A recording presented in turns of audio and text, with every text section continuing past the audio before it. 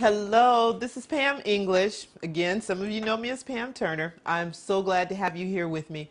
This month we are eating the rainbow. And when you eat the rainbow, you know you want things from the fruit and vegetable kingdom. So you're having fruits and vegetables, nuts and seeds.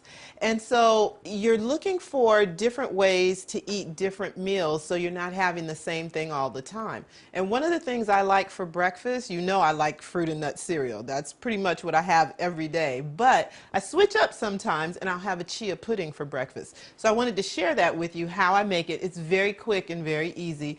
Pretty much you want to kind of whip it up the night before, put it in the fridge, and then the next morning it's ready to go. So you don't have to get up in the morning and worry about trying to put something together for breakfast.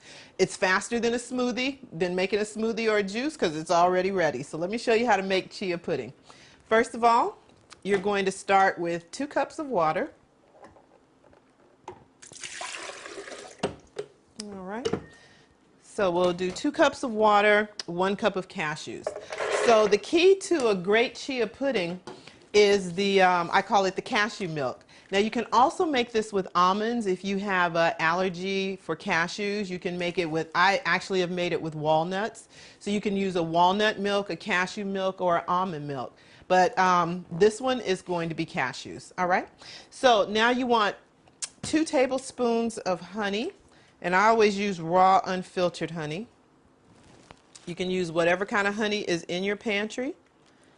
You can also use agave nectar, though, by the way. So I just happen to like raw honey. Actually, that's what I have available right now. I use whatever's in my kitchen. If I'm out of honey, agave nectar works wonderful. Okay. So we're going to go with 2 tablespoons. I think I've actually used dates before too. So pretty much whatever's in your kitchen to sweeten your almond milk, you can go ahead, or your cashew milk, you can go ahead and use that. As long as it's not white sugar. You know, Eat the Rainbow, we are not eating any bad whites, and that would be white sugar, white flour.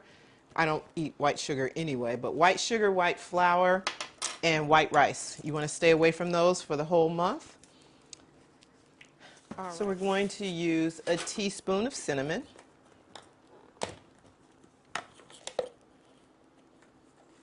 I like cinnamon because I believe it kind of makes your brain feel like it's sweet. It's eating something sweet, so I think you don't need as much sweetener when you use cinnamon. So we're going to use a teaspoon of cinnamon. And then let it blend. Now you can also use 1/8 of a teaspoon, like a little bitty drop of almond extract. Almond extract is amazing. I don't have any right now, but it is amazing. But if you don't have it, you can still make your chia pudding anyway. And my daughter can never tell the difference if I used it or not. So I want to blend this up and make sure that all the nuts are liquefied. All right. So I kind of blend it until I don't hear any more nuts crunching through the bowl. And then now you're going to add your chia, but I just want to stir in the chia, okay?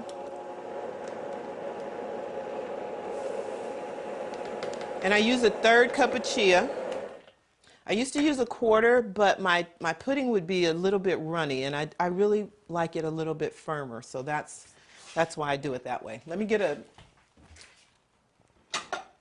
a bowl so it can set. Now you're going to put this in and let it set overnight.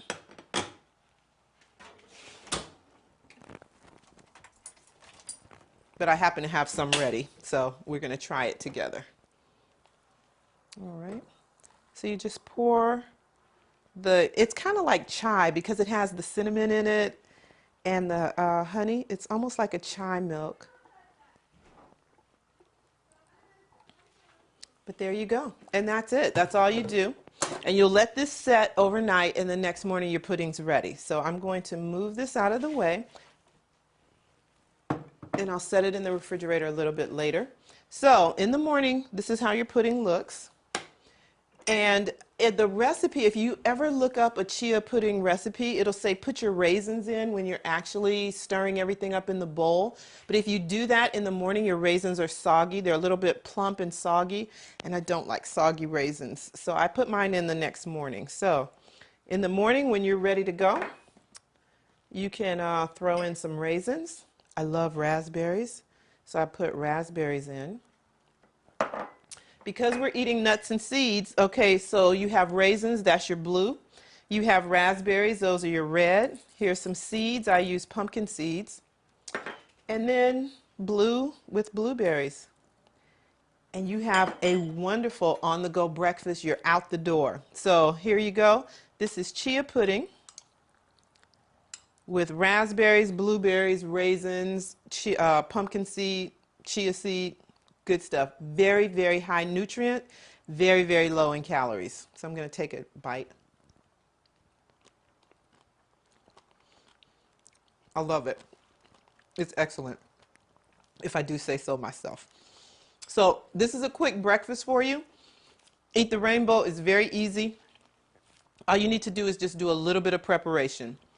Prep a little bit and you can do it. You're on the go. The more you add nutrients in your body with a low amount of calories, the fat is going to melt away. That's the power of Eat the Rainbow. That's the power of being in your kitchen. So I'm taking one more bite and I got to go. Bye, guys.